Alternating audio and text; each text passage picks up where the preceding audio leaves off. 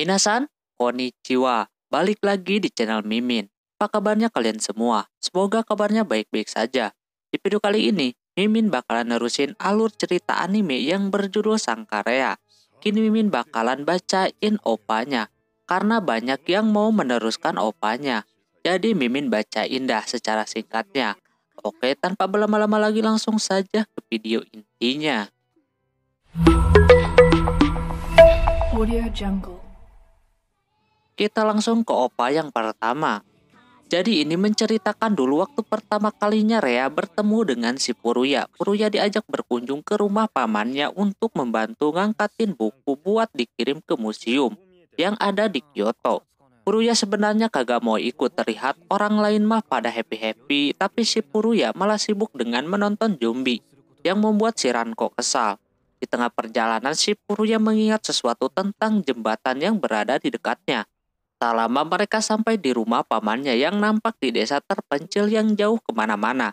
Mungkin bakalan males tinggal di situ.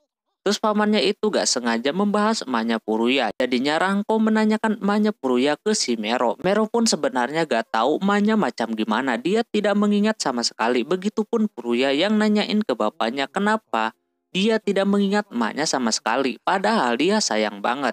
Kata bapaknya, emaknya menyuruh untuk merahasiakan tentangnya kepada anak-anaknya, entah alasannya apaan. Di sisi lain terlihat Rea yang lagi diam kedatangan si Arya. Dia yang lagi mabuk tiba-tiba kesal sama si Rea. Karena sampai saat ini dia belum bahagia. Kalau misal Rea pengen merasakan kebahagiaan, Rea harus bahagiain emaknya dulu. Rea harus menghilang.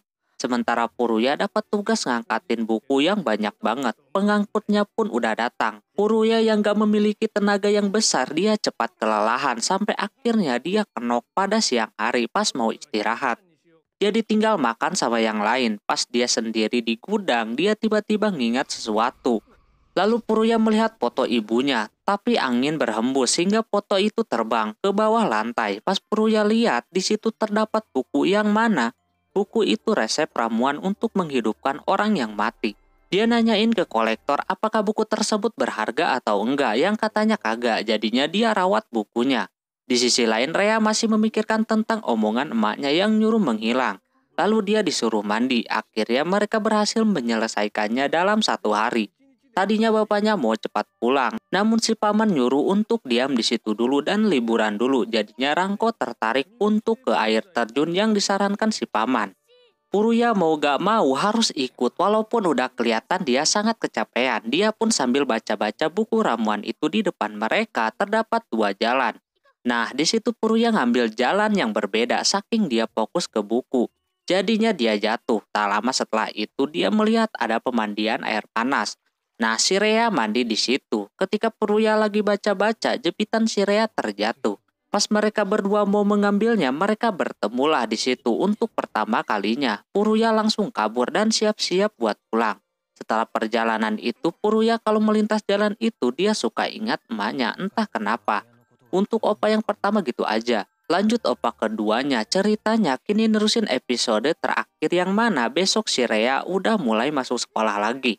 Dia mengajak Furuya pulang sekolah untuk jalan-jalan. Furuya menentang itu karena tubuhnya takut kelamaan berjemur. Efeknya dia jadi beku nantinya.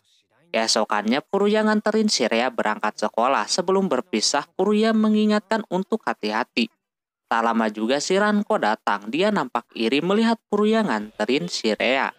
Rea akhirnya disambut hangat lagi sama teman-temannya yang udah lama gak melihat si Rea ke sekolah.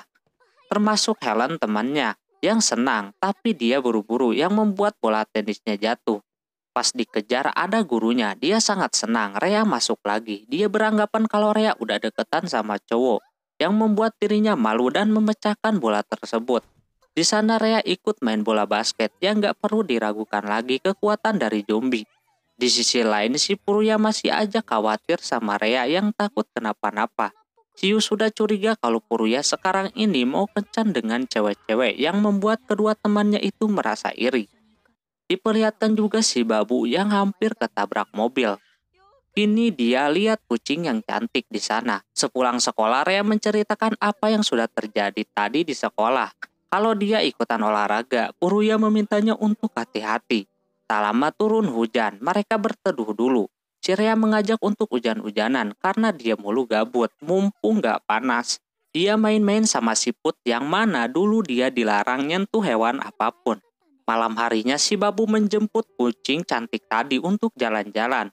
Lalu dia menunjukkan seberapa hebat kucing zombie. Babu melompat cukup jauh dan membawa kucing cewek itu ikut terbang juga. Di sisi lain, Puruya nemenin si Rea untuk melihat kota di atas bukit. Dia nampak senang, Rea gak mau menyia-nyiakan kesempatan itu. Terus mereka pulang, cuma Rea lari-larian yang membuat si Puruya hampir aja terjatuh. Pagi harinya Babu yang lagi main merasakan hal aneh, hampir aja dia hilang kendali. Dia bergegas makan hortensia dan pulang. Nampak dia manja kepada si Rea. Babu juga pengen memanfaatkan waktu yang tersisa buat happy-happy. Namun tak lama ada elang mendekati si Babu disertai seseorang cewek yang nampak mempunyai ketertarikan sama zombie. Ternyata elang yang tadi itu adalah elang miliknya. Apakah dia zombie juga, teman-teman? Lanjut ke opa yang terakhir. Kini mungkin ceritanya mengarah ke si Arya yang nampak dia masih depresi.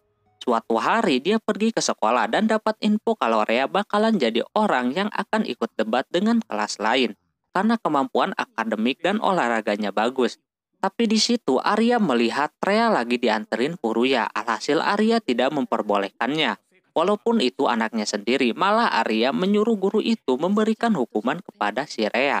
Sepulangnya dari sekolah, Arya masih aja kayak gitu mabuk-mabukan. Lalu dia pergi mandi dan di situ dia bermimpi.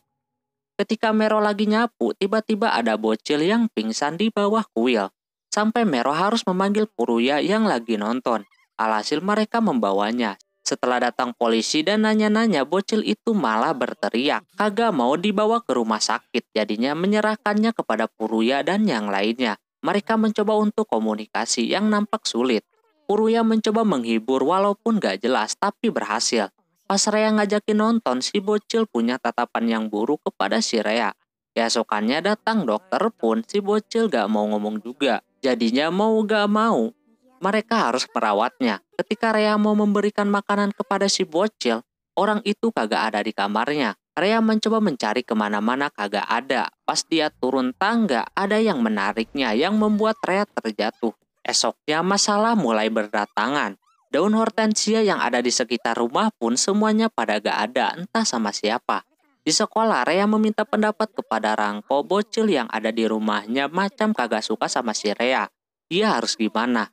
Ranko menyuruh untuk mendekatinya. Alhasil sepulang sekolah, Rea mencoba ngobrol, namun bocil itu tetap diam. Pas malam harinya, si Rea terkejut melihat bocil itu mau mencium si Puruya. Jadinya dia nanyain hal tersebut paginya. Kenapa? Dia gak masalah benci sama si Rea, tapi jangan melukai si Puruya. Lalu dia berangkat sekolah. Bocil itu mau menjalankan rencana buruk, yaitu dia memukul dirinya sendiri hingga terluka. Dan ketika Rea datang, dia menyalahkan si Rea yang udah memukulinya. Rea kagak bisa apa-apa. Pas malam harinya ketika Puruya tertidur, Rea melihat si bocil itu lagi mau mengkise si Puruya. Tapi tuh bocil pura-pura ketakutan. Rea mencoba meyakinkan mereka kalau bocil itu salah dan semua percaya ketika Puruya yang ngomong. Jadinya bocil itu kabur. Rea dan Puruya mengejarnya. Pas di kuburan, bocil itu sangat kesal. Dia mengubah wujud jadi emaknya Rea. Dia merasa depresi karena kagak ada orang yang menyayanginya. Selalu aja si Rea. Puruya yang melihat itu pun wajar aja. Arya dijauhi karena dengan sifatnya yang macam itu. Dia pun gak mau kalau disuruh milih, lebih mending zombie yang mempunyai hati malaikat.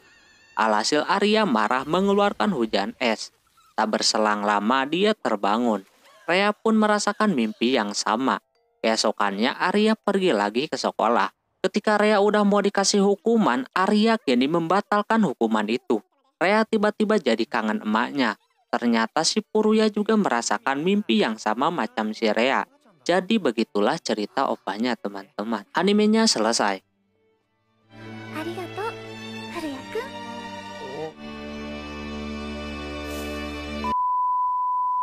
Oke, mungkin segitu dulu untuk video kali ini. Mohon maaf bila ada kesalahan dalam penyebutan nama, tempat, atau yang lainnya. Dan sampai jumpa di anime selanjutnya. Jamatane, bye-bye.